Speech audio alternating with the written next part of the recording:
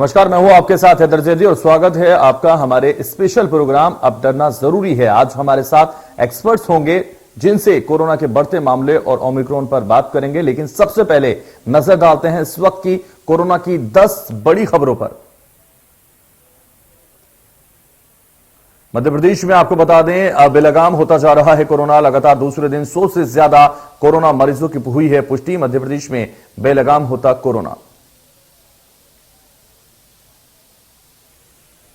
पिछले 24 घंटे में मध्य प्रदेश में आए कोरोना के 168 नए मामले। एक दिन में पहले ही मिले थे 124 मरीज। मध्य प्रदेश में एक हफ्ते में 4 गुना बढ़े हैं आंकड़े।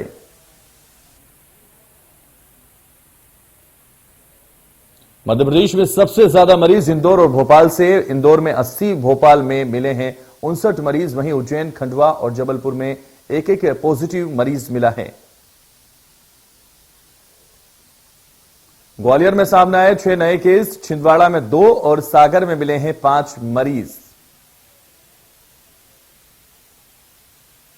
छत्तीसगढ़ में कोरोना विस्फोट। पिछले 24 घंटे में मिले हैं 279 नए संक्रमित मरीज। एक हफ्ते में 3 गुना कोरोना मरीज बढ़े हैं। रायपुर में सर्वाधिक 73 केस। बिलासपुर में 58, रायगढ़ में 24 केस और मध्य प्रदेश में 1074 केस अब तक मिले। देश में पिछले 24 घंटे में कोरोना के 6358 नए मामले। ओमिक्रॉन से अब तक 653 लोग संक्रमित। मध्य प्रदेश में 168 मामले। पिछले 24 घंटे में आए 6000 से अधिक मामले। महाराष्ट्र में सबसे अधिक 460 मामले। वहीं 351 मामलों के साथ दूसरे स्थान पर देश की राजधानी दिल्ली। राष्ट्रव्यापी टीकाकरण मुहिम के तहत अभी तक 145 करोड़ से अधिक लोगों को दी जा चुकी है कोरोना वैक्सीन। कुल दी गई 25,75,225 लोगों को डोज। और देश में ओमिक्रॉन वेरिएंट से संक्रमित मरीजों की संख्या हुई 23। गुजरात में 153 लोग संक्रमित। ओमिक्रॉन राज्यों की संख्या बढ़कर अब 23 पहुंच चुकी।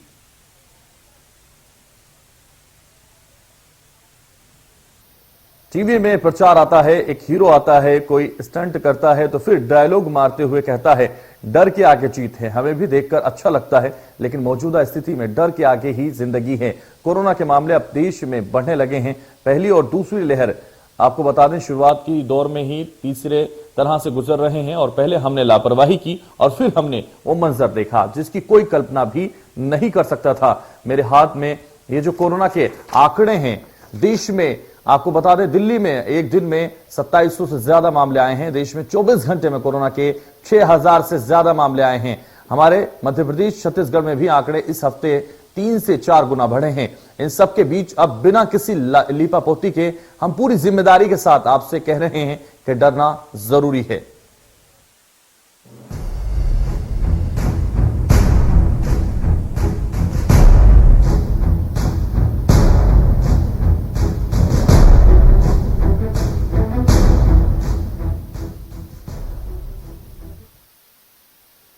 जब किसी राज्य का मुख्यमंत्री कैमरे में आकर तीसरी लहर को लेकर लोगों को सावधान करता है तो समझ जाइए कि अब संभलने का वक्त आ गया है। बीते दिन सीएम शिवराज सिंह चौहान के ऐसे ही बयान से खलबली मची हुई है। सीएम ने नए साल की शुभकामनाएं देते हुए लोगों से सावधानी की अपील की थी। सुनिए।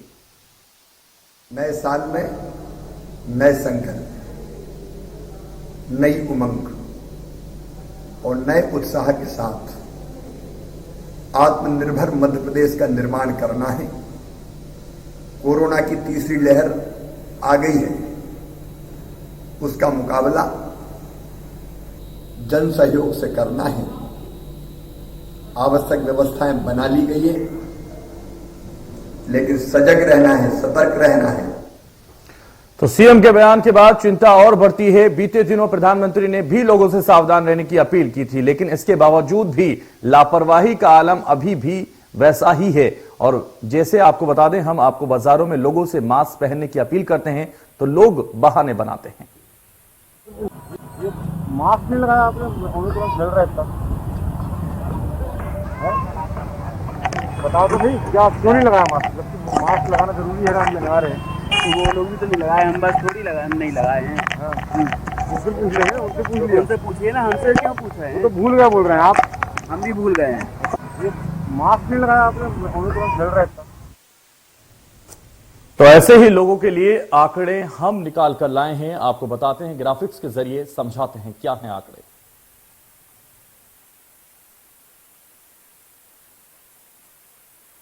तस्वीरें आपको दिखा रहे हैं, ग्राफिक्स के जरिए समझाने की कोशिश हम कर रहे हैं। पिछले 24 घंटे में 279 मरीज मिल चुके हैं और लगातार जो मरीजों का आंकड़ा है वो बढ़ रहा है। 27 दिसंबर को महज 49 मरीज ही मिले थे, लेकिन अब ये लगातार इनमें इजाफा हो रहा है। एक हफ्ते में 3 गुना कोरोना मरीज बढ़ चुके हैं। लगातार हम ये समझाने की कोशिश कर रहे हैं। रायपुर में 73 मरीज मिले हैं, बिलासपुर में 58 मरीजों की पुष्टि हो चुकी है। तो लगातार जो मरीजों का आंकड़ा है वो बढ़ रहा है। छत्तीसगढ़ में कोरोना के एक्टिव केस 1000 के पार पहुंच रहे हैं, ये हम आपको समझा रहे हैं। छत्तीसगढ़ के 20 से ज्यादा जिलों में कोरोना पैर पसार चुका है। एमपी में लगातार दूसरे दिन 100 से ज्यादा मामले मिले हैं। तो मध्य प्रदेश के बारे में भी हम आपको बता रहे हैं। 27 दिसंबर को 30 कोरोना मरीज ही मिले थे, लेकिन अब इनमें इजाफा होता हुआ नजर आ रहा है। पिछले 24 घंटे में 168 कोरोना मरीज मिल चुके हैं। तो मध्य प्रदेश में एक हफ्ते में 4 गुना आंकड़े बढ़े हैं और लगातार सावधान रहने की जरूरत है, ये हम आपको समझा रहे हैं। मध्य प्रदेश में अभी तक 497 कोरोना मरीजों का इलाज लगातार जारी है। तो इंदौर में संक्रमण दर 1.16% तक पहुंच चुका है। आपको बता दें, छत्तीसगढ़ के 20 से ज्यादा जिलों में कोरोना फैल चुका है। तो कोरोना लगातार फैल रहा है और पिछले 24 घंटे में 279 मरीज मिल चुके हैं छत्तीसगढ़ में। तो 27 दिसंबर को महज 49 मरीज ही छत्तीसगढ़ में मिले थे, लेकिन अब यह आंकड़ा धीरे धीरे बढ़ने लगा है।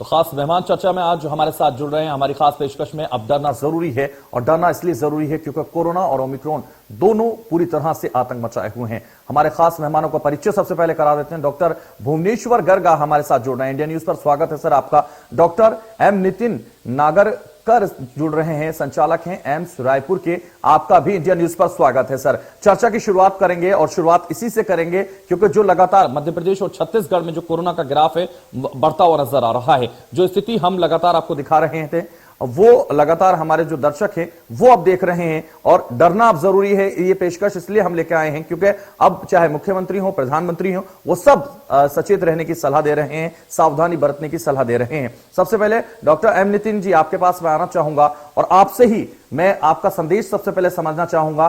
क्या आप कहना चाहेंगे, क्योंकि लगातार जो इजाफा है कोरोना के मरीजों में या ओमिक्रॉन के मरीजों में वो होता हुआ नजर आ रहा है, क्या कहना चाहेंगे जिससे हमें राहत मिले, जिससे हम बच सके? हाँ, ये सही बात है। पिछले कुछ दिनों में अगर हम देखें जी तो संख्या, जो अगर हम अपने देश की बात करें, खास करके अगर दिल्ली, महाराष्ट्र, कर्नाटक, केरला, बहुत सारे ऐसे राज्य हैं जहां लगातार इसके ऊपर नजर रखी गई है और केसेस की संख्या जो है बढ़ी हुई नजर आ रही है। और यही अगर हम छत्तीसगढ़ और मध्य प्रदेश की भी बात करें तो यहाँ पे भी पिछले 2-4 दिन में इजाफा हुआ है। और हम पूरी दुनिया भर का अगर हम स्टडी करें तो नजर आता है कि वहां पे तीसरी, चौथी, 5वीं वे अलग अलग देशों में हो रही है और चल भी रही है कुछ देशों में अभी भी। ओमिक्रॉन साउथ अफ्रीका में पहले देखा गया, उसका जो डिटेक्ट हुआ वायरस एक वेरिएंट है कोविड का, उसके बाद अलग अलग राष्ट्रों में और इंडिया में भी देखा गया। तो हम जरूर 2 वेव्स देख चुके हैं, एक 2020 में और एक 2021 में, और सतर्कता ही सबसे जरूरी है। हम जानते हैं कि अभी भी पैंडेमिक जारी है और पैंडेमिक के साथ इसी तरह से होता है, मल्टीपल वेव्स आती हैं। तो अभी ट्रेंड तो यही दिखा रहा है कि संख्या मरीजों की बढ़ी है। तो जो पेशेंट के जो डोजेज लगने वैक्सीनेशन के, वो वैक्सीन लगाना, COVID appropriate behaviour, use of sanitizers और भीड़ वाला इलाके में नहीं जाना, ये और भी महत्वपूर्ण हो जाता है अगर हमको इस वक्त जो इंक्रीजिंग नंबर है इसकी अगर रोकथाम करनी है तो। बिल्कुल, रोकथाम करनी है तो सावधानी बरतना जरूरी होगा। डॉक्टर भुवनेश्वर गर्ग भी हमारे साथ हैं। डॉक्टर भुवनेश्वर गर्ग, मैं आपके पास आना चाहूंगा। और जिस तरह से नाइट कर्फ्यू भी अब लग चुका है, क्योंकि कोरोना के मरीजों में जो इजाफा हो रहा था उसको देखते हुए नाइट कर्फ्यू भी लगा दिया गया है। आप क्या सोचते हैं, किस तरह से हमें बच सकते हैं, किस तरह की सावधानियां हमें बरतनी चाहिए? देखिए हैदर जी, आप याद कीजिएगा, हम लगातार जिन मुद्दों पे बात कर रहे हैं वो मुद्दे आज भी कायम हैं कि पहली बात, किसी को भी डरने की जरूरत नहीं है। दूसरी बात, आंकड़े और नंबर अब बताना बंद किया जाना चाहिए। और तीसरी बार, नाइट कर्फ्यू से कोई फायदा नहीं होना है, क्योंकि रात में वैसे ही अमूमन सड़कों पे भीड़ नहीं के बराबर होती है। और ऐसा कोई नियम नहीं है कि हमने कोविड के वायरस को कह दिया कि अब तुम रात को 11 बजे ही निकलना, वो हमेशा कायम है। लोगों को मास्क जरूर पहनना चाहिए और अपनी बेसिक बुनियादी सावधानियों का ध्यान रखना चाहिए। जिस तरह से हम लगातार बात कर रहे हैं कि अब ओमिक्रॉन आपके लिए बूस्टर डोज लेके आया है, ये आपके अंदर इम्यूनिटी की अंतिम कड़ी खड़ी करेगा और पूरे समुदाय में हर्ड इम्यूनिटी बन जाने से इस बीमारी का सर्वनाश हो जाएगा। लेकिन ये बीमारी फिर भी एंडेमिक बन के जगह जगह कायम रहेगी। जहां भी पोषण की कमी है, जहां भी भोजन की कमी है, जहां कमजोरी है, जो बुजुर्ग हैं, जो बीमार हैं, जिनके अंदर बहुत सारी ऐसी बीमारियां हैं जिसमें इम्यूनिटी कम होती है, उनके लिए खतरा हमेशा बना रहने वाला है। उनको सुरक्षित रखना होगा। लेकिन आप कह रहे हैं कि नाइट कर्फ्यू का कोई असर नहीं पड़ेगा। दूसरी बड़ी बात आपने कही कि डरने की जरूरत नहीं है। अगर डरेगा नहीं इंसान तो मास्क नहीं पहनेगा, डरेगा नहीं इंसान तो सैनिटाइजर का इस्तेमाल नहीं करेगा, डरेगा नहीं इंसान तो दूरी नहीं बनाएगा। तो कहीं ना कहीं डरना जरूरी है सर, ऐसे में तो करने के लिए लोगों को जागृत करना भी जरूरी है। जागृत करने के और भी पैमाने हो सकते हैं कि आप लोगों को, जिनको वैक्सीन लगे हों, उन्हीं को मार्केट में निकलने दें। आप समयबद्ध तरीके से बाजार में लोगों को आने दें, तो मुझे लगता है कि बहुत कुछ आप कंट्रोल कर सकते हैं। बजाय इसके कि आपने सब कुछ खोल दिया, स्कूल खोल दिए, मॉल, शॉपिंग कॉम्प्लेक्स सब खोल दिए, अब वापस से 50% ऑक्यूपेंसी की बात हो रही है। लेकिन अब स्कूल में बच्चों के वैक्सीनेशन की शुरुआत हो रही है, तो वो भी एक मुद्दा बनेगा कि भीड़ कितनी होनी चाहिए। पेरेंट्स परेशान होंगे, सब लोग चिंतित होंगे। तो मुझे लगता है कि समयबद्ध तरीके से लोगों को समय देकर छोटे छोटे ग्रुप्स में बांट के हमको काम करना चाहिए। लोगों को बाजार में भी छोटे छोटे ग्रुप्स में अलग अलग समय के अनुसार जाने देने की, कुल मिलाकर सावधानियां बरतना यहां जरूरी है। इंडिया न्यूज मध्य प्रदेश छत्तीसगढ़ ने लोगों से बातचीत की है और उनके सवाल हम आपको पहले सुनवा देते हैं, उसके बाद आपसे बात करें। डॉक्टर साहब से मेरा सवाल है, ओमिक्रॉन के लक्षण कैसे क्या क्या हैं, कि उसके क्या बचाव है? मेरा डॉक्टर साहब से ये सवाल है, यदि घर में किसी को ओमिक्रॉन हो जाता है तो उससे किस प्रकार से बचाव किया जाए या उसके लिए क्या उपाय किए जाएं, जिस तरीके से ओमिक्रॉन फैल रहा है। मेरा सवाल डॉक्टर साहब से ये है कि यदि कोई ओमिक्रॉन ग्रसित हो जाता है तो उसके बचाव का क्या उपाय है? मैं डॉक्टर साहब से ये पूछना चाहता हूँ कि मैं मास्क भी लगाता हूँ और नियमों का पालन भी करता हूँ और कोरोना गाइडलाइन का भी पालन कर रहा हूँ, क्या मुझे फिर भी कोरोना जैसी महामारी हो सकती है? तो वापस चर्चा में लौटते हैं। खास मेहमान लगातार हमारे साथ बने हुए डॉक्टर एम नितिन, आपके पास मैं आना चाहूंगा। जैसे सबसे पहला सवाल एक दर्शक ने पूछा या फिर जनता ने पूछा कि लक्षण क्या क्या हैं, क्या सिम्टम्स हैं, किस तरह के सिम्टम्स मरीज को होंगे जो ओमिक्रॉन का होगा? लगभग तो सिम्टम्स वैसे ही हैं जैसे कि कोविड पैंडेमिक में पहले भी देखा गया था, चाहे फिर वो पहले नाक के जो सिम्टम्स कहते हैं, अपर रेस्पिरेटरी, फिर सांस के तकलीफ हो या फीवर हो। लेकिन ये देखा गया है कि अमूमन अभी तक जो मरीज पाए गए हैं ओमिक्रॉन के दुनिया भर में, तो सिम्टम्स रिलेटिवली माइल्डर रहे हैं। अगर हम कंपेयर करें, खास करके अगर जैसे जो सेकेंड वेव पैंडेमिक का जो हमने देखा था, उसमें सिम्टम्स ज्यादा थे, सांस की तकलीफ भी थी, किसी को दस्त भी लगे हुए थे, पेट में दर्द भी था। तो लेकिन अब ये अर्ली डेज हैं, अब ये वायरस ट्रांसमिट हो रहा है एक से दूसरे में, कभी कभी और भी ज्यादा नए नए सिम्टम्स और लक्षण नजर आते हैं। अभी तक जो देखा गया है कि रिलेटिवली इसके सिम्टम्स माइल्डर है, लेकिन अभी भी इससे हमको इतनी तसल्ली इस चीज की नहीं करनी है। अभी भी उसका मन में रखना है कि ये सिम्टम्स सीवियर हो सकते हैं। प्रिकॉशन और वो जो प्रोटेक्शन की जो बात की जा रही है वो तो भी हमको करनी है, चाहे वो सिम्टम्स माइल्ड क्यों ना हो, क्योंकि आगे स्वरूप कैसे होने वाला है सिम्टम्स का वो वक्त ही बताएगा। बिल्कुल। तो ऐसा भी कहा जा रहा है डॉक्टर नितिन, जिस तरह से कई लोग ओमिक्रॉन के ऐसे भी आए हैं जिनके अंदर कोई सिम्टम्स नजर नहीं आ रहा या फिर वो देरी से नजर आ रहे हैं। ऐसे भी हो सकता है, कभी बाद में भी सिम्टम्स आते हैं, कभी बिल्कुल एसिम्प्टोमेटिक भी होते हैं। ये वायरस के साथ हमेशा ही देखा जाता है कि कुछ ही पेशेंट्स में वो क्लिनिकल सिम्टम्स दिखाते हैं। एक बहुत बड़ा टंक ऑफ पॉपुलेशन वो हो सकता है जहां पे सब क्लिनिकल हो, सिम्टम्स के बारे में ज्यादा समझ में नहीं आता, दिखते नहीं है उतने सिम्टम्स। जी अब इस वक्त जिस तरह से बढ़ते हुए कोरोना के मामले हैं, उज्जैन से, महाकाल से हमारे संवाददाता ने जायजा लिया है, उसको पहले एक बार हम अपने दर्शकों को दिखाते हैं। देश और प्रदेश के साथ ही लगातार धर्मनगरी उज्जैन में भी कोरोना संक्रमण बढ़ते जा रहा है। यहाँ हम आंकड़ों की बात करें तो अभी उज्जैन जिले में लगभग 27 मरीज कोरोना पॉजिटिव है, जो कि उपचाररत है। मैं इस वक्त मौजूद हूँ उज्जैन के महाकालेश्वर मंदिर में। हम जायजा लेंगे कि किस प्रकार से यहाँ पर जो कोरोना गाइडलाइन है उसका पालन करवाया जा रहा है। हालांकि यहाँ पर पुलिस विभाग की टीम तैनात की गई है, मंदिर समिति के कर्मचारी हैं, लगातार श्रद्धालु आ रहे हैं। ज्यादातर लोग तो यहाँ पर मास्क लगाए हुए हैं। सर, आपने मास्क नहीं लगाया? ऐसे ही नहीं लगाया। तो आप देख सकते हैं कि कुछ ऐसे लोग हैं जो लापरवाही कर रहे हैं। ज्यादातर लोग यहाँ पर मास्क लगाए हुए दिख रहे हैं। हालांकि यहाँ पर मुख्यमंत्री ने ऑनलाइन बैठक ली, जिसमें जिला कलेक्टर को साफ निर्देश दिए हैं कि किसी भी प्रकार की कोई कोताही नहीं बरती जाए, रोको टोको अभियान चलाया जाए। जिन्होंने मास्क नहीं पहना है उन पर पेनल्टी भी लगाई जाए। पंडित जी, आपने मास्क नहीं लगाया? जी लगा। तो आप देख सकते हैं कि महाकाल मंदिर के पंडित हैं, उन्होंने भी मास्क नहीं लगाया। हालांकि लापरवाही देखी जा रही है, परंतु काफी कम स्तर पर दिखाई दे रही है।